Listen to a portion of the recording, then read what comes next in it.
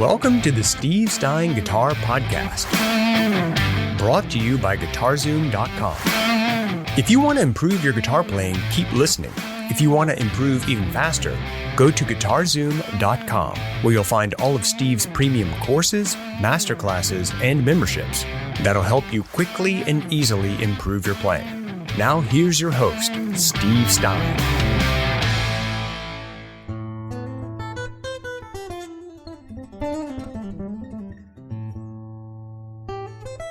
Just check and see if you can hear me okay here.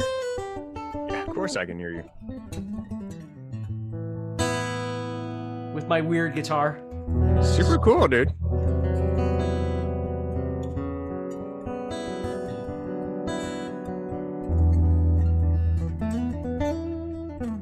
Thought I heard some Hanger 18 coming in there for a second. Oh, that, I can only play a little bit, though. Yeah, exactly. People will probably slap me. Dude, that sounds amazing. How are you, sir? I'm good. How are you? Good. You hear me okay?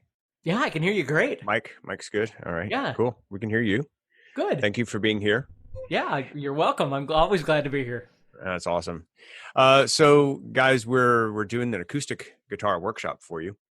And thanks for being here. Please leave your comments in the old chat box. Tell us where you're from, what you want to learn, if you got any questions, all of that stuff. Steve, why don't we start with that interesting guitar you got there, man? Sure. I bought this a while back. It's a Yamaha, and it's called a silent guitar. And basically, what I was looking for was I have a couple of really great acoustic guitars that I use for various things, but it's not always easy to record with them because, number one, when I do my recordings like what we're doing right now, I don't ever mic anything. Everything for me is run direct, other than my vocal mic, which is sitting up here. It's a shotgun mic. Everything I do guitar-wise is all run direct. That way I don't have to worry about noise interference and miking things. For my workflow, the easier everything is, the better. So when I sit down in my studio to record, I just want to turn things on and go. And with an acoustic guitar, sometimes what happens is that I get so much bleed through my shotgun mic that it just sounds, and I'm not saying that this is the perfect solution. It's just a solution that I'm working on. Mm-hmm. So with this guitar, I don't get any bleed through because there's no body. So what's happened is Yamaha recorded and emulated the sound of both a body of an acoustic guitar and then the piezo pickup, I should say, and then a mic'd pickup or a mic'd sound. And so I've got a blend knob here that I can change the sound of either the body of the guitar or if I want it to sound a little more mic'd. And then I can add a little bit of reverb or delay or whatever it might be. So when I'm sending it to you, Dan, and everybody else that's watching right now, of course, YouTube compresses videos and audio anyway over the top of what we already do, right? But at least when I play,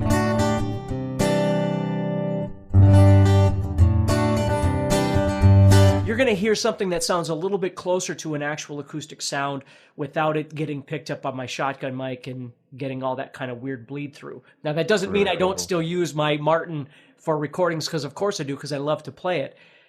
But you'll have to let me know. You out there, Dan, anybody, let me know what you think about the sound of it, because that's really my goal, is trying to find the best way of getting the sound out.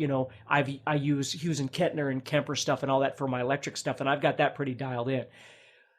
But acoustic is still kind of an anomaly for me. Really? Yeah, trying to find just the right tone, really getting it to come through on a video. Right. Yeah, that makes sense. So that's essentially an electric guitar. Yeah. But it has because there's no body. I just noticed there's actually no wood. There's no top or anything. Yeah. So, and these pop off, so you can actually, put it in a small case and travel wherever you want with it. So there's no resonance out here in my studio when I play to get picked up by anything else, other than obviously the sound of the strings, just like if you were playing an electric and you didn't have it plugged in, right? But from there, I can decide what kind of sound I want with the buttons on here, and then just send it direct into my video. And then I don't have to worry about trying to run, any plugins or anything like that. which is always a resource hog on my computer, because the other thing is I'm running multiple cameras. I'm running, various software to send out. So I have to, and again, I don't want to get long-winded here, so I'm trying to get the best of both worlds and still get a really nice acoustic sound. It looks weird. People go, wow, that's freaky.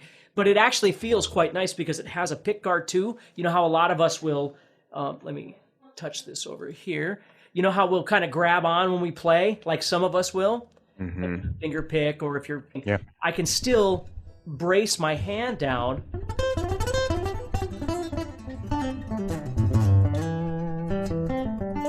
and still do my normal things. So you don't even really notice that the body isn't there, unless of course you're trying to do body taps or something like that. That isn't going to work. So. It's a very cool instrument, man. Yeah, it's interesting. And it wasn't very expensive. I think it was like $600 or something like that. And I traded in a couple things and worked out a deal, and here we are. Yeah. Very cool. Yeah. So, dude, thanks for sharing all of that. We should probably tell people who the heck we are in case they don't know. Oh, that might be good. Yeah. We just assume assume nothing. So I'm Dan Denley, founder of GuitarZoom, and this is my good friend, Steve Stine. And he probably needs no introduction, but he's our chief guitarist in residence at GuitarZoom. And if you have not seen all of his stuff on YouTube, you probably should check that out. I think there's there's well over 1,000 videos across 3 different YouTube channels. Yeah, we have a lot of them. I would be willing to bet there's probably more than 1,500 videos at this point. Is it? Okay. Yeah. So, guys, if you haven't subscribed to that, you'll definitely want to do that if you are a guitar fanatic like Steve and I. And you can check out Steve. You can Google Steve Stine. You can search on Steve Stine on YouTube. Steve Stine, his channel will pop up for you. You can subscribe there and make sure you hit the old notification button so you'll get notices when we do these live events. There's also the GuitarZoom channel, which has a ton of videos. And we do our best to try to not duplicate videos across these channels. So there's a really good reason to be subscribed to both. Although on these live streams, they do go out to both, I believe. That's right. The regular videos don't, though. Those are all different, but... Yep. And also there's the Guitar Songs channel. So if you want to check that out, that's all about just learning how to play, just kind of chug through some basic songs. Mm-hmm. So we're doing this series here called the Acoustic Guitar Workshop for you guys. And so if you're interested in guitar or acoustic guitar, you should definitely check this out, subscribe, and keep watching. Let us know if you have any comments, questions, in the old chat box or the comments, wherever you happen to be watching this. And if you would like to learn to do a deep dive into acoustic guitar, you might want to check out Steve's acoustic guitar course. It's called Acoustic Guitar by Steve Stine. And it's available. I love how we come up with these amazing names. Yeah, no kidding. It's available at GuitarZoom.com, guys. All right. So today, thanks for walking us through your guitar, man. That thing is super cool. I've never seen anything like that, actually. Yeah. And by the way, this is not a sponsored video. So if you guys are into Yamaha, go buy one. We make no money off of that. I just find whatever seems like it's going to do the job, and that's what I use. So yeah. So we were talking before we kind of got started here. The first thing we're going to talk about today, guys, is dynamics, which is essentially playing loud, playing soft, your attack, whether it's aggressive or whether it's kind of a soft attack, the type of pick you're using, the thickness of that pick, how much you're digging into strings or not. So that's kind of the topic for today, guys, is dynamics. And acoustic guitar really lends itself to being able to do that because it's an acoustic instrument. So Steve, I'll let you take it from there, buddy. Yeah, basically, it's not like this is a really complex discussion we're going to have today, and we're going to keep it fairly short so we don't bore you to death. But the most important thing is understanding that any instrument in the guitar world, certainly acoustic versus electric, has so much capability of being dynamic. Now, don't get me wrong, electric certainly can too. But the thing about acoustic is that you can go from just bare minimum.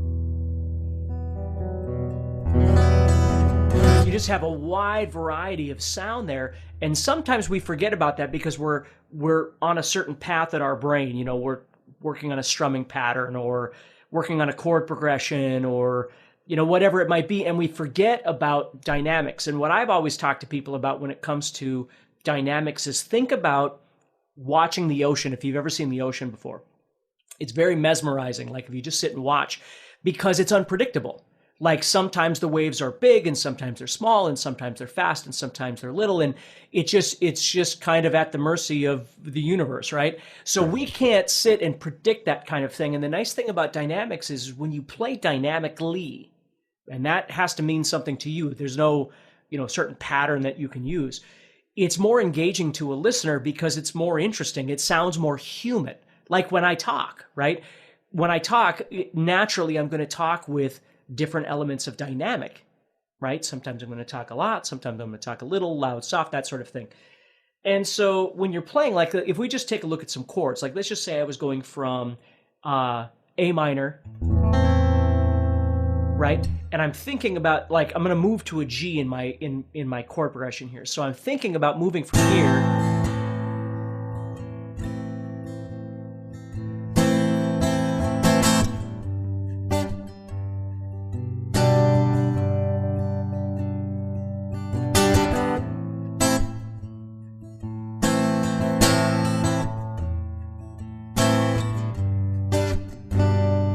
So a dynamic, what I'm thinking about is trying to play loud and soft, but then I'm also trying to think dynamics to me also means space. Like dynamics is just anything that's kind of opposing sides, really. So as I'm playing, I'm thinking about trying to leave space too. So I'm not just going.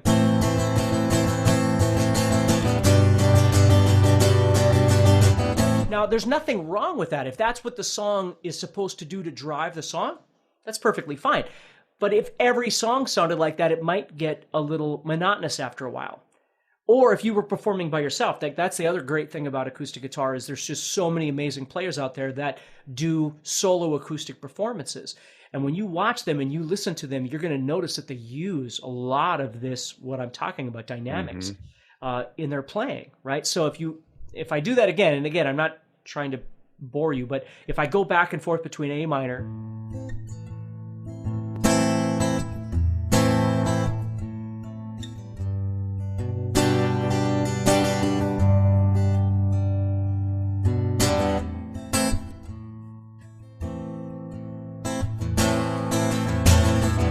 especially if I'm building somewhere. Let's say I'm building.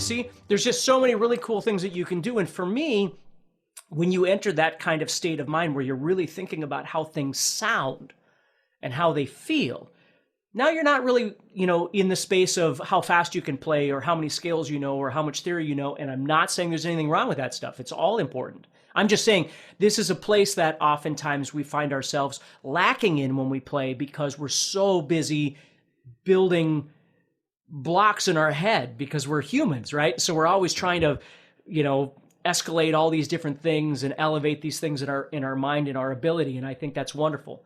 But come back here sometimes and really start thinking about playing dynamically, even if it's electric. It doesn't matter what it is.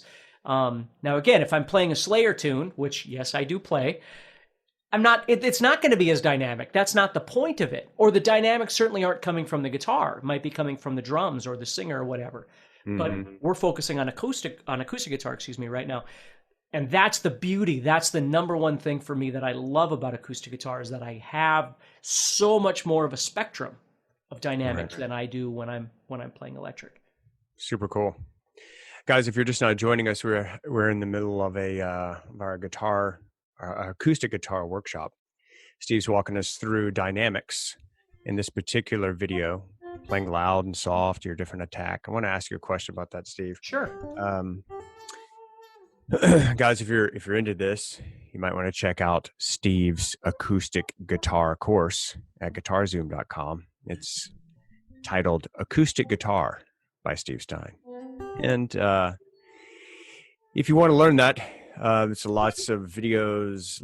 It's a super deep dive into everything acoustic, and it starts at the beginning, and it goes through holding your guitar and picking and strumming patterns and chords and bar chords and open string patterns and finger picking. It's like an all-inclusive thing. It's called Acoustic Guitar, and it's available at GuitarZoom.com. If you're enjoying this episode and you'd like to support the podcast, go to GuitarZoom.com and consider becoming a premium member.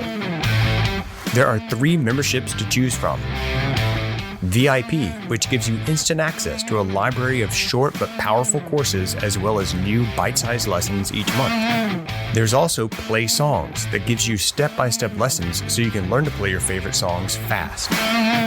And finally, there's Masterclass, university-level training on everything from soloing to music theory, from blues to home recording. For more info about these memberships and all the premium courses available to you, go to GuitarZoom.com. Now back to the podcast. So here's a question I have for you. What are you thinking when you're going through, when you're just walking us through those patterns of the A minor and the G? Like, what's your mindset? Are you targeting specific strings? Because it seems like you were hitting like some low notes and then some high notes, but you weren't like strumming every string all the way down. You were doing downstrokes and upstrokes. Is there a certain thing you're kind of going for? I think once you've been playing for a long time, you don't really think a lot about those things anymore. I might think like more or less, right? So as I'm strumming, if I'm playing A minor and I'm again, there's always an element of dynamic, just understanding that. So this question is a bit more of like, what would I be thinking about when I'm playing? As I get more aggressive, I'm going to play more because I can fatten up the sound by playing more strings, obviously. And when I'm getting more quiet, I might consider playing less strings or single strings.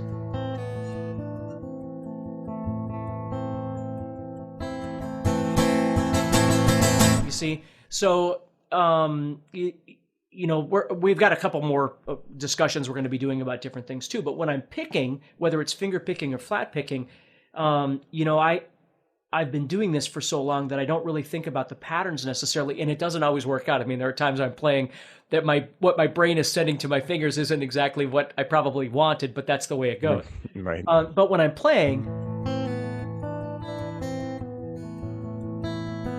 like, there's just certain kinds of picking patterns that I'm accustomed to playing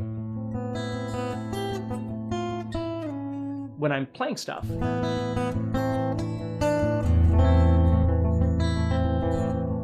So I would use some of those kind of picking things in contrast, again, a dynamic kind of contrast, if you will, to the strumming.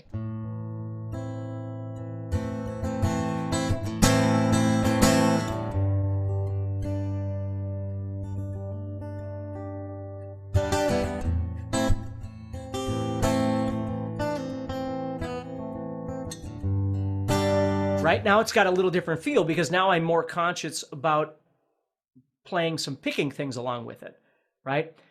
And again, that's where the sort of complexity thing in your brain starts is, well, how complex can I make my picking and my strumming at the same time? Or sometimes you just want simple. Like there are times that I do performances with my daughter, she'll sing and I'll play.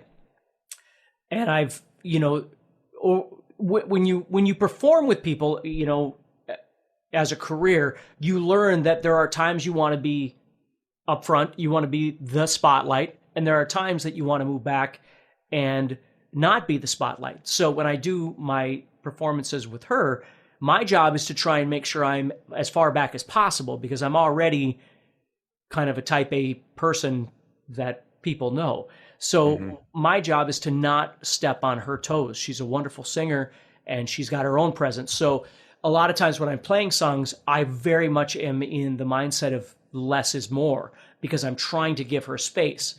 Unless I'm driving a certain part of that song or I need to lead her somewhere in that song, then I might kind of take the reins a little bit and play a little bit more, or a little more aggressively to lead her where she needs to go. Little trick, oftentimes when we're playing, if I'm in kind of an instrumental section and her part is coming up, I don't want her to have to count all these measures in between.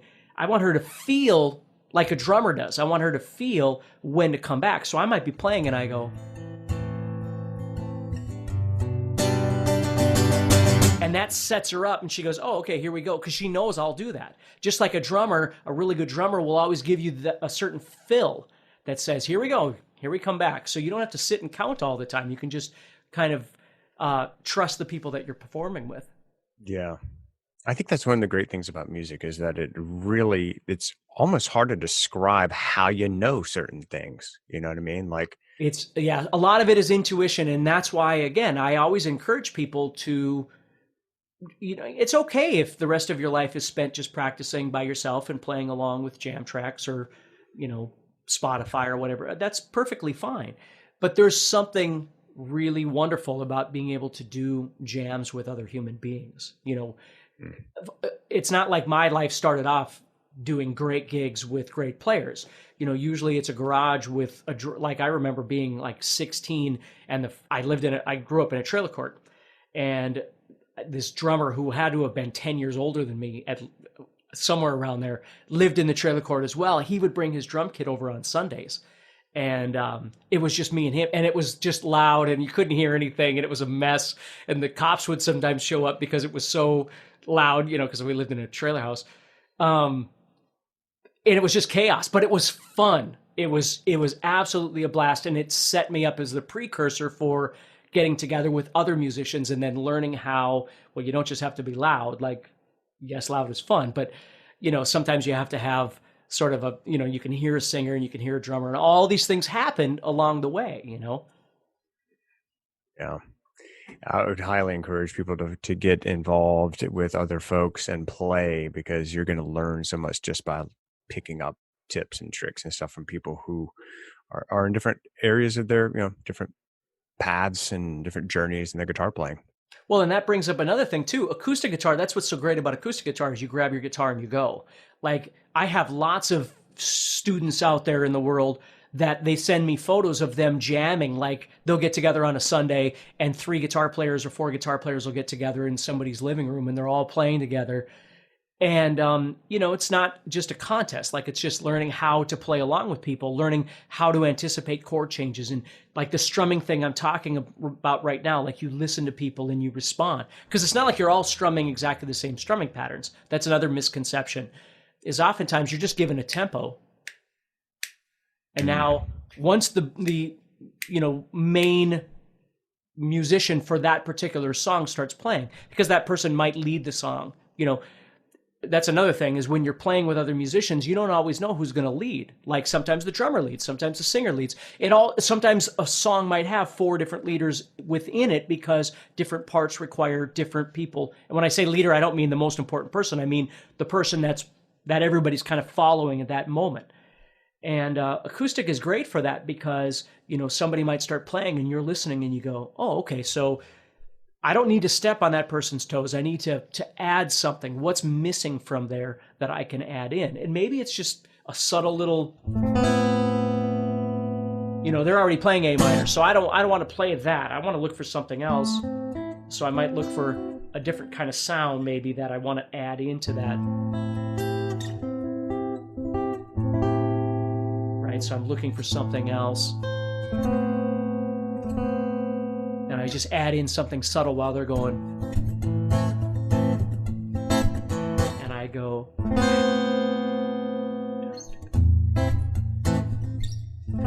Right? Or whatever it might be. I mean, again, that might be a weird voicing for you, but I'm just saying, you just find different things and you go, okay, so now we've got layers going on. It's not a contest. It's actually just adding elements that all make something more cohesive. Mm-hmm. Yeah, I would say, guys, if you're like, well, wait a minute, how did he know how to play that chord? Because he knows his chords and he knows his theory and he knows that if you're playing an A minor, there's only certain chords. All these things for sure. It does.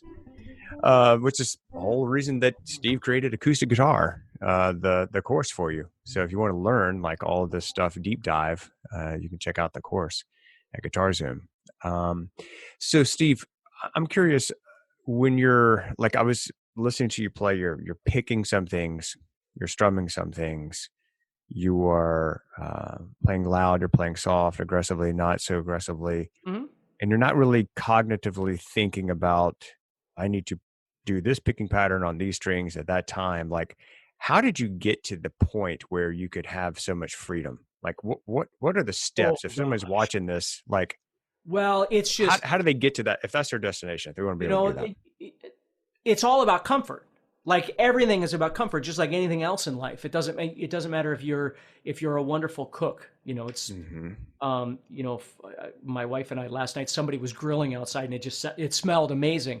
I can't grill to save my life, but so everything's about building a comfort zone, regardless of what it is that you want to learn how to do, and that comfort comes from practice, from immense amount of practice, but then also application. Like it can't just be practice, like performance. And when I say performance, I don't just mean in front of an audience getting paid. I mean, it could be anything, jamming with other people, but some sort of human interaction is really, for me, the second step of that practice is putting things into application. So when you learn how to do something on the guitar, whether you learn, like, I've learned a trillion songs. And so there's just so many different little scraps of things that I've learned from different songs, and obviously not just songs, lessons and all, just all kinds of different things.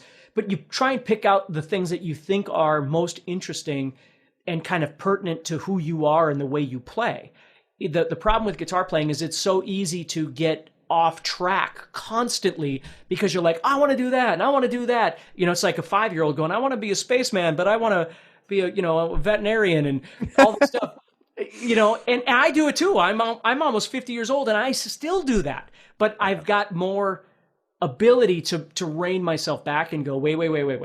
Okay, really think of who you are and what you can do instead of reinventing yourself every single day, and then you wind up with nothing. It's like a gardener who tills every day. So you plant seeds, and then the next day you go out and till it again, and then the next day you plant seeds, and then you till it again. Nothing's ever going to grow. So the trick is trying to find little things that you listen to or you hear or you see, and you go, wow, that's really cool. I think that's something that I could use in my playing. And you're looking for inspiration. Yeah, and you add that thing, and you don't only just practice it, you apply it. So if you learn a new chord sound, right, whatever it might be, like I remember the first time learning how to play an F chord that sounded like this.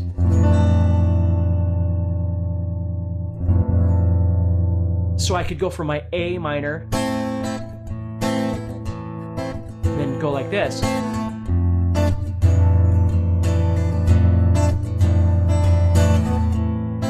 Okay, that made sense. Like just playing F like this, it's not like I could play F like that in any situation.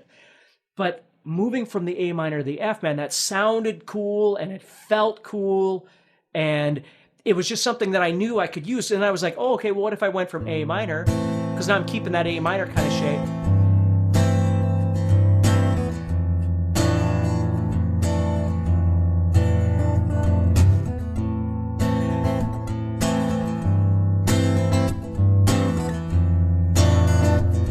You see what I mean?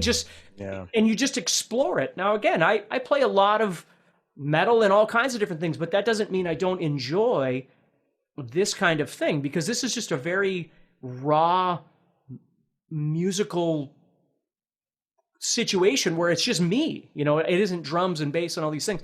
It's just me kind of thinking about how it sounds and how it feels when I play it. Mm.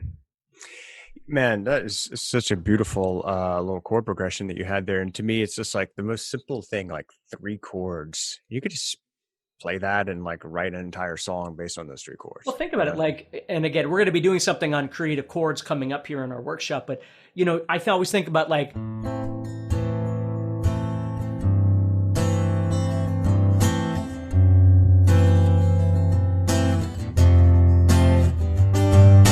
like Led Zeppelin-y sounds, or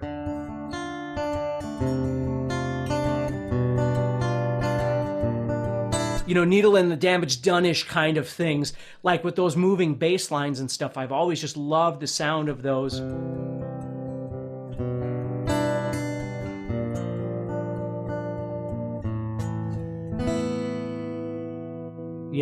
So I love to add that stuff in my playing. Super cool. Yeah. Guys, as you can tell, this instrument is super simple to play, or as complicated as you would like to make it. And you don't have to be a super musician to have a lot of fun on your guitar. But I will say this, the better you are, the more fun it is to play. That's right. And the more you retain that information, stop trying to compete with everybody else on the planet and just figure out what works best for you and keep building that garden. You know what I mean? So to speak. It's not trying to have that's just the hardest thing about guitars. There's just so many different places you can go. So Dan's absolutely right. You got to find what works best for you, not just what your neighbor thinks you should be doing with your guitar, but what you think you should be doing on your journey, Yeah. One thing I'm really, I think that's that's worth mentioning about the acoustic guitar course that Steve's created for you is, unlike a lot of the other courses that Steve has available, this is not something that you need to start at the beginning and go all the way through, like in a systematic way. Like music theory, like the music theory masterclass, for example, that's one that would probably be a good idea to start at the beginning and go straight through that thing. You don't have to. But the acoustic course is something that you could be like, oh, I just want to learn finger picking. Let me jump to that section. I just want to learn like these open chords that he was playing. I want to learn these strumming patterns. And you can just jump right to that, and you can bounce back to the other stuff if you want. And so to me, that's a really fun way to learn, because you have access to everything, the entire course, and you can just jump to the thing you're most interested in and don't worry about slogging through video after video after video. Just go to the thing that you're most interested in. Mm-hmm. Yeah, absolutely. I totally agree. Cool. So where do we go from here, my friend? Oh, I think that's enough for today. That's enough to talk about dynamics, and obviously on some other things that we talked about too. Just again, giving anybody who's viewing this another perspective on how to think about your playing, your place in music, why you're playing guitar in the first place. And I think that's enough. Awesome, dude. Well, thank you so much for being here. Thank all of you for being here. Thank you for your comments, your chat. Do appreciate you, Steve, and I we're amazed when anybody shows up and watches anything that we have to say. We're just trying to help folks here. So, hey guys, if you enjoyed this, make sure you subscribe and you click the old notification button. And if you know someone that could possibly benefit from this, you could share it with them. That would be pretty cool. If you're interested in continuing with us on this acoustic guitar workshop, make sure that you get subscribed and notified so we can announce to you when the next live session is going to happen. We're recording these for you right now. They'll be available for you on the YouTube channels. And if you were interested in going deep dive into acoustic, you may want to check out Acoustic Guitar, new course by Steve Stine, available at GuitarZoom.com. Steve, it's always a pleasure, my friend. Thanks for being here. I'm looking forward to the next session. Awesome. Take care, everybody. Talk to you soon. Okay. Thanks, guys. Next time on the Steve Stine Guitar Podcast. So today, guys, we're going to be talking about jamming on a single string. Jamming with a single string. Jamming with a single string. I knew something didn't quite sound right about that. It's like just one string, jam on that one string all the way up and down the neck. Cool. Yeah.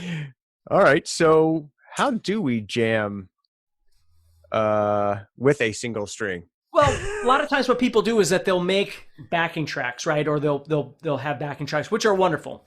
But what you can do is you can just use a single string, for instance, as your pitch of relation to try and explore a scale or a chord progression or whatever it might be. So, hey, Steve Stine here from GuitarZoom.com, and thank you so much for listening to this podcast. If you enjoyed this episode, can I ask you a favor? Please subscribe, leave a review, and share it with a friend. Your feedback means more to me than you'll ever know. And be sure to check out my YouTube channels where you'll find over 1,000 videos to help you with your guitar playing. Thanks again for listening. Stay positive, keep playing, and keep having fun. If you'd like some help with your guitar playing but you're not sure how to get started, go to GuitarZoom.com and look for the Help Me Choose survey. By answering a few simple questions, you'll get Steve's personal recommendation of the perfect course for you. All this and more is available for you at GuitarZoom.com.